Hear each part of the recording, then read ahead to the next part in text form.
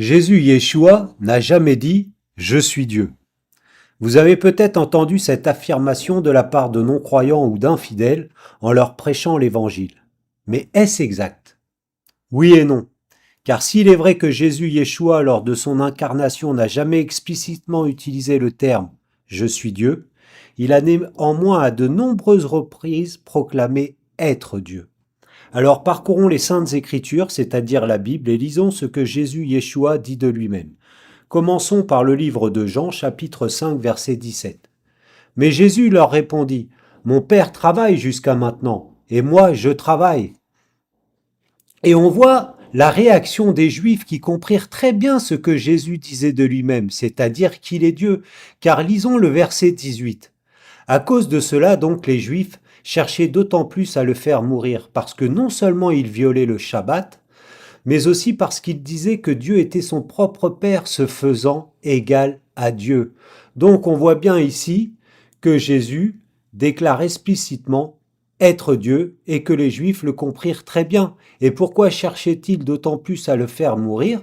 Parce que Jésus, lors d'une Christophanie, c'est-à-dire lors de l'apparition ou d'une manifestation du Messie, du Christ, avant son incarnation, avait ordonné à son prophète Moïse de lapider tout blasphémateur. Lisons Lévitique chapitre 24, verset 16. Et celui qui blasphémera le nom de Yod-Evaré sera certainement mis à mort. Toute l'assemblée ne manquera pas de le lapider. On mettra à mort tant l'étranger que l'autochtone, lorsqu'il aura blasphémé le nom, Hachem en hébreu. Donc, on voit bien que les Juifs, par ignorance, voulaient lapider Jésus, simplement pour accomplir le commandement que Jésus avait donné à son serviteur Moïse. Maintenant, continuons notre étude et lisons ce que Jésus Yeshua dit de lui-même, toujours au livre de Jean, mais un peu plus loin au chapitre 8, verset 58. Jésus leur dit, « En vérité, je vous dis, avant qu'Abraham fût, je suis et y est. » Donc là, Jésus fait une très grande proclamation. Alléluia. Parce qu'il affirme sa préexistence. Il existait avant Abraham et surtout, il utilise le nom qu'il a donné à Moïse lorsque Jésus était dans le buisson ardent, lors d'une Christophanie, et il utilise le nom qu'il a donné à Moïse, c'est-à-dire « Ayez ». Ayez qui veut dire « je suis, j'étais, je serai ». Et les Juifs comprirent très bien ce que Jésus disait de lui-même encore une fois. Pourquoi? Parce qu'au verset 59, ils prirent donc des pierres pour les jeter contre lui, mais Jésus se cacha et sortit du temple. Pourquoi?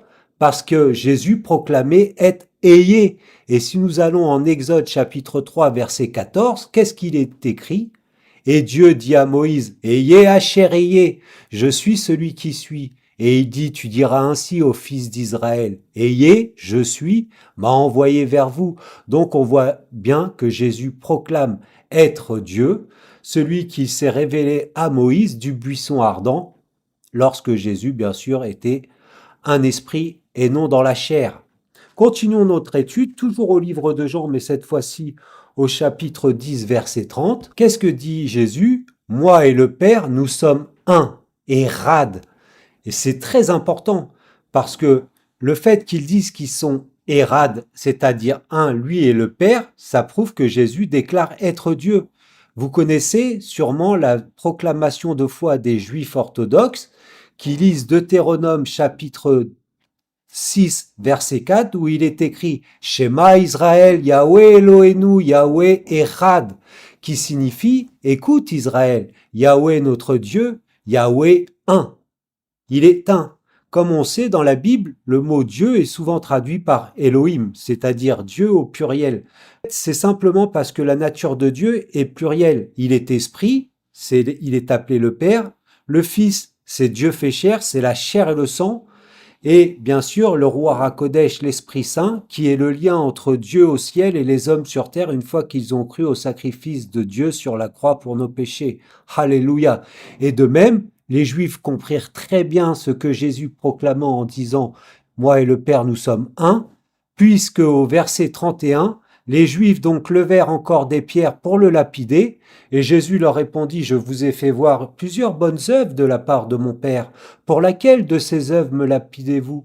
Les Juifs lui répondirent, « Nous ne te lapidons pas pour une bonne œuvre, mais pour blasphème, et parce que toi qui es un homme, tu te fais Dieu. » Donc on voit très bien encore que les Juifs voulurent accomplir la loi que Jésus avait donnée à Moïse, de lapider tout blasphémateur, par ignorance bien sûr, il voulait le faire.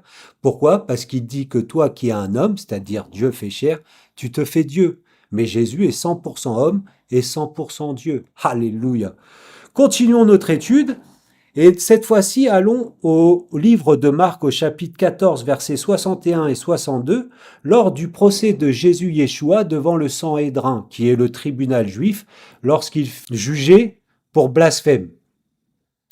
Lisons donc chapitre 14, versets 61 et 62. Donc, il y a Caïphe qui demande à Jésus, « Toi, tu es le Messie, le Christ, le Fils du béni ?» Et Jésus dit, « Je le suis. Et vous verrez le Fils de l'homme assis à la droite de la puissance et venant avec les nuées du ciel. » Alléluia. Pour ceux qui ne sont pas familiers avec les saintes écritures de l'Ancienne Alliance, c'est-à-dire le Tanar, ils peuvent manquer l'importance de cette affirmation de Jésus Yeshua. Mais Caïphe n'ignorait pas ce que signifiait être assis à la droite du Père et d'être le Fils de l'homme. Car en effet, Jésus, lors d'une Christophanie, a déclaré à ses serviteurs David et Daniel que le Fils de l'homme est celui qui est assis à la droite de Dieu, c'est Dieu lui-même. Lisons pour ça Psaume chapitre 110, versets 1 et 5. Yahweh a dit à mon Seigneur, « Assieds-toi à ma droite jusqu'à ce que je mette tes ennemis pour le marchepied de tes pieds. » Et au verset 5, « Yahweh, à ta droite, brisera les rois au jour de sa colère. » Alléluia. Et maintenant, lisons ce que signifie quand Jésus dit, « Je suis le Fils de l'homme ». Lisons Daniel chapitre 7, versets 13 et 14. Je voyais dans les visions de la nuit, et voici quelqu'un comme un fils de l'homme vint avec les nuées des cieux, et il avança jusqu'à l'ancien des jours, c'est-à-dire le Père, et on le fit approcher de lui. Et on lui donna la domination et l'honneur et la royauté pour que tous les peuples, les peuplades et les langues le servissent. Sa domination est une domination éternelle qui ne passera pas, et son royaume un royaume qui ne sera pas détruit. Alléluia. Donc on voit bien encore une fois ici que Jésus, quand il se réfère au Fils de l'homme, il se réfère au fait qu'il est Dieu. Et d'ailleurs, le caïphe l'a très bien compris, parce que qu'est-ce qu'ils disent après? Et le souverain sacrificateur, ayant déchiré ses vêtements, dit, « Qu'avons-nous encore besoin de témoins? Vous avez entendu le blasphème. Qu'est-ce qui vous en semble? » Et tous le condamnèrent comme méritant la mort. Donc ils comprirent très bien que Jésus déclarait être Dieu encore une fois. Finissons cette étude en beauté, après une nouvelle preuve de la divinité de Jésus Yeshua, lorsqu'il déclare après sa mort et sa résurrection être le premier et le dernier. Lisons pour ça Apocalypse chapitre 1, versets 17 et 18. « Et lorsque je le vis, je tombai à ses pieds comme mort, et il mit sa droite sur moi, disant, « Ne crains pas, moi je suis le premier et le dernier, et le vivant.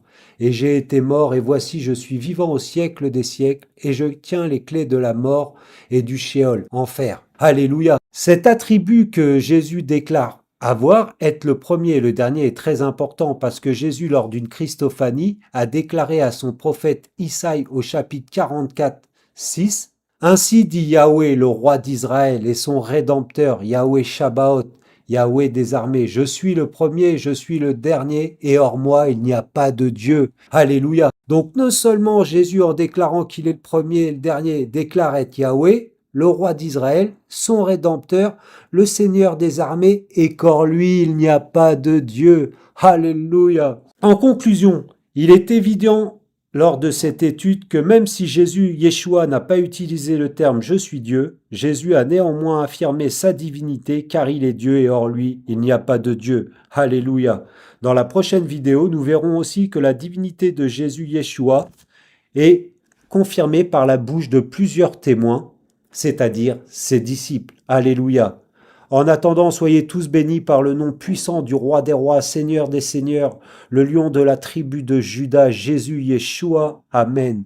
Tout genou se ploiera et toute langue confessera que Jésus Yeshua est le Seigneur, le Dieu tout-puissant, El Shaddai. Amen. Alléluia.